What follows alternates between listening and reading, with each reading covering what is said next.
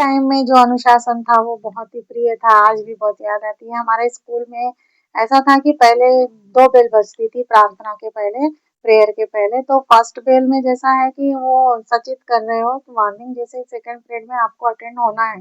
अगर आप second period में सेकंड जो बेल बजती थी, अगर उस समय आप अगर अटेंड नहीं हुए तो मेन गेट से अंदर आप नहीं आ सकते, लॉक हो जाता है। ये था हमारे स्कूल का अनुशासन। तो पहली बेल अगर बज गई, हम लोग स्कूल में है तो ठीक है, अगर हम लोग घर पे है तो हम लोग इतनी रफ्तार से भागते हुए सेकंड बेल बजने के पहले स्कूल में पहुंच जाते थे और वहां पे अपने प्रार्थना ग्राउंड पे, प्रेयर ग्राउंड पे हम लोग अटेंड हो जाते थे अपने लाइन में।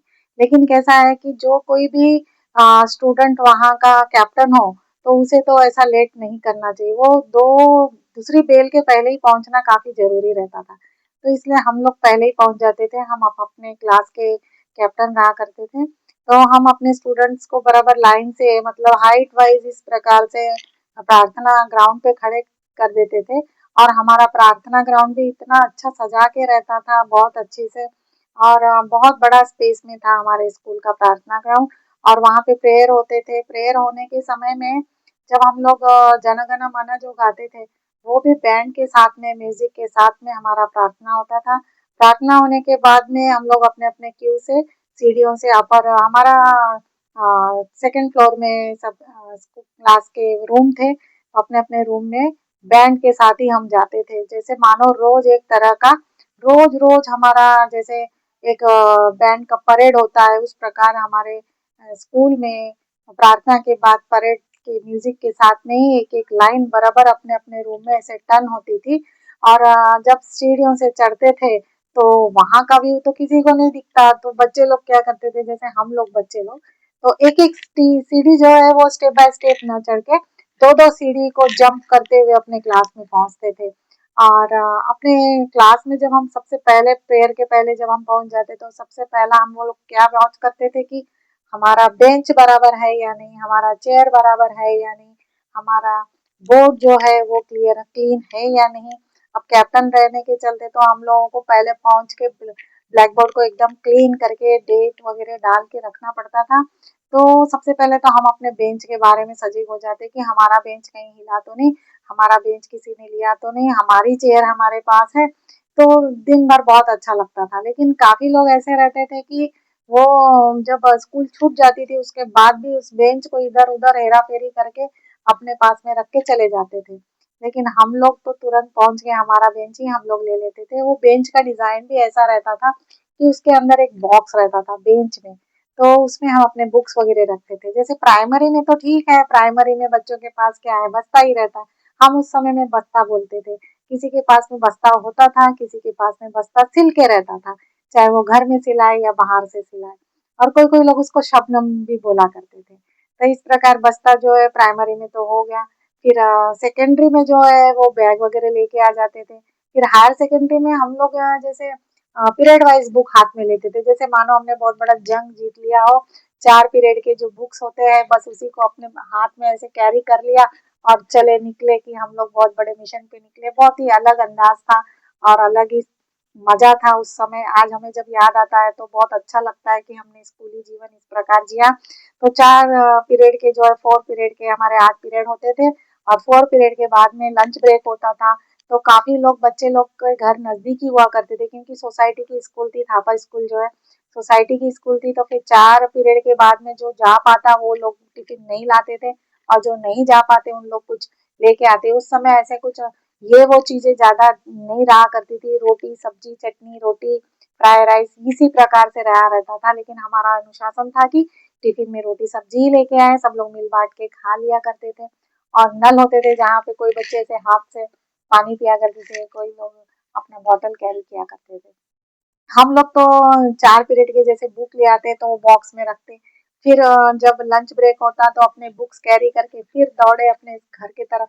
घर में जाने के बाद में दाल चावल जो भी अपनी मम्मी ने बना के रखा है हम उसका एंजॉय करके फिर तुरंत फिर भाग के आते अगले 4 पीरियड के बुक्स को कैरी करके।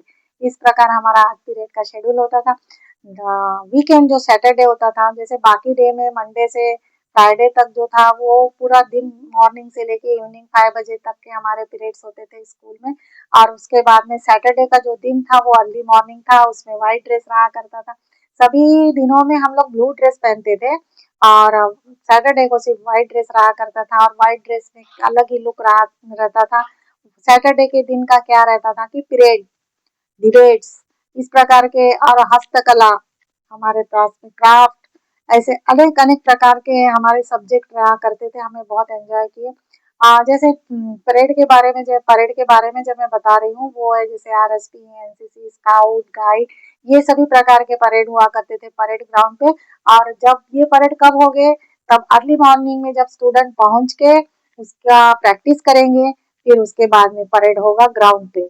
तो प्रैक्टिस करवाने में भी मजा आता था। जैसे अलग अलग इसके अलग अलग कैप्टन रहा करते थे। मैं आरएसपी की कैप्टन थी, बहुत मजा आता था। दाएं से बाएं, बाएं से बाएं, संदेश सैल्यूट, सामने सैल्यूट, ये सब सिखाने में और करने में, मार्च पास करने में भी बहुत मजा आता था। मार्च मार्च पास करवाती थी मैं, बहुत ही मजा आता था। हाइट वाइज सिलेक्ट करती थी, दाहिना गाइड, बाया गाइड, इस प्रकार से हमारा जो था आरएसपी का जो प्रैक्टिस के लिए हमें अर्ली मॉर्निंग ही उठ के तैयार होके जाना पड़ता था व्हाइट ड्रेस पे। व्हाइट जूते जो है, हाँ नए नए हैं तो ठीक है, अगर पुराने हैं तो क्या करें, पुराने हैं तो हम उसे धो के 2 दिन पहले ही धो के अच्छे से सुखा के उसको चौक गिला करके इस तरह से व्हाइट कर देते थे।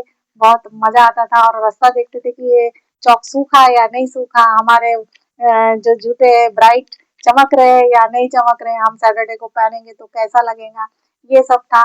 और जो लड़कियां हैं उनके रिबिन्स जो है बाकी डे में रेड रहते थे लेकिन सैटरडे में व्हाइट रहा करता था। और स्काउट में, गाइड में, एनसीसी, आरएसपी, इसके अलग अलग यूनिफॉर्म हुआ करते थे।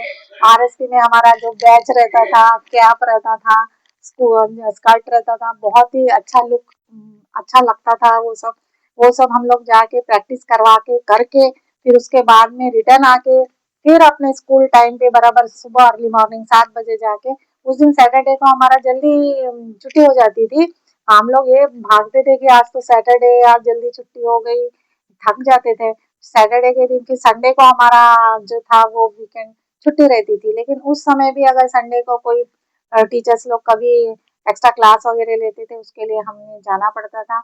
हमारा जीवन तो जो स्कूल में हम जाते थे वो पैदल ही जाते थे, भाग के चले जाते थे। सोसाइटी में थी, हमारे सोसाइटी में जो बुक्स आती थी वो बुक्स एक अजीब ही क्वालिटी की रहती थी। वो बुक्स का नाम विजडम था। उसके पेपर, उसके पन्ने, उसके पेजेस इतने अच्छे रहते थे। आज के भी बुक बहुत अच्छे अच्छे क्वालिटी के हैं, मैं ये नहीं बोल रही हूँ, लेकिन हमारे बचपन में जो विजडम बुक आती थी वो एक अलग ही मतलब ऐसा लगता था कि इसमें मैं कब लिखूं, कब स्टार्ट करूं, कैसा मैं उसमें लिखूंगी। और लिखने के लिए उस समय हायर सेकेंडरी में इंक पेन ये रहता था, dot pen, ball pen, dot pen ना यूज करे, इंक पेन करे, तो हम लोग डॉट पेन से लाइनिंग करा करते थे। और इंक पेन जो होती थी ऐसे झटक झटक के लिखने में बहुत मजा आती थी। नई पेन मिल गई तो ठीक है, अगर अपने भाई बहनों की पुरानी पेन मिल गई तो फिर हम क्या करेंगे, कभी उसकी नीब टूटी रहती थी, कभी जीप खराब रहती थी, तो नीब को हम क्या करते थे, जब वो क्लियर राइटिंग नहीं देती थी तो हम लोग उसकी नीब को ब्लेड से साफ करते थे। बहुत मजा आ रहा आज बताते हुए। हाँ, अगर उसके बाद भी अगर नहीं चली तो फिर एक नीब तो खरीदना पड़ता था। और नीब के नीचे में जो ब्लैक वाला रहता है उसे हम जीप कहते थे। और जीप भी ठीक है तो ठीक है, अगर जीप खराब हो गई, वो बराबर फिटिंग में नहीं रही तो पेन इंक छोड़ती थी। फिर जो इंक छोड़ती है उसे हमें चौक से सोक करते थे। इस प्रकार से लिखने में, पढ़ने में जो हमारा मजा था वो अलग ही था। फिर भी हमारी कॉपी वगैरह, हमारी सभी की कॉपियां फेयर रहती थी। हमारे जो पेन है उसके बारे में मैं बताई कि अगर नई पेन उस समय सभी को नहीं मिल पाई तो हम पुराने पेन को किस तरह इस्तेमाल करते थे, नीब, जीब, इस प्रकार से हम लोग चेंज करके उसको सेट करके फिर से उसको रीयूज करते थे। अब ड्राइंग का भी पीरियड रहता था, बहुत मजा आती थी ड्राइंग पीरियड्स में भी। अब हर बच्चों को तो बड़ी बड़ी पेन से लिखने का बहुत मजा आता था, पेंसिल से ड्राइंग बनाने के लिए और रबर के लिए। लेकिन हर घर में ऐसा सिचुएशन नहीं था, वो बहुत पुराना समय था। तो उस समय एक बड़ी पेन अगर आ गई तो दो भाई बहनों के बीच में या दो भाइयों के बीच में हाथ कट के भी उसको शॉर्प करके हम लोग चला लेते थे और बहुत मजा आता था। और कभी कोई कोई लोग तो जो इतनी सी पेंसिल हो जाती थी, इतनी सी, और जो पेन खराब हो गई, रीयूज नहीं कर सकते, तो उस पेन में हम लोग वो पेन को, पेंसिल को सेट करके फिर उस पेंसिल का यूज किया करते थे। इस प्रकार हमारी छोटी-मोटी चीज़ें भी हम लोग काफ़ी दिन तक चला लेते थे और परिवार में मिल-जुल के भाई-बहन लोग एक-दूसरे का compass, drawing, colours, pen, sketch pen ये सब हम लोग शेयर किया करते थे। हम लोग को पर्सनल अलग-अलग लेने के हिसाब से समय नहीं था। धीरे-धीरे समय चेंज हुआ, इस प्रकार से हमारा स्कूली जीवन था। आज भी हम लोग 35 साल के बाद 86 के बाद में आज 26 से 40 साल के बाद हम लोग गेट टुगेदर करके एक दूसरे से मिलते हैं। बहुत से लोगों को बहुत सी तकलीफें हैं, कोई हेल्थ इश्यूज है, किसी को कोई प्रॉब्लम है, काफी दूर है, दूर दूर से लोग हम लोग सब मिलते हैं। एक बार हमारा गेट टुगेदर हुआ था, हम उसी प्रेयर ग्राउंड में गए, उसी स्कूल में गए, जगह वही थी, स्कूल वही था, प्रेयर ग्राउंड वही थे, हम भी वही थे। बाकी जो था समय बदला हुआ था, एज बदली हुई थी, लेकिन अपना जो बचपना था वो तब भी उसी प्रकार के बचपने जैसा ही हम लोग ने एक दूसरे से मुलाकात की।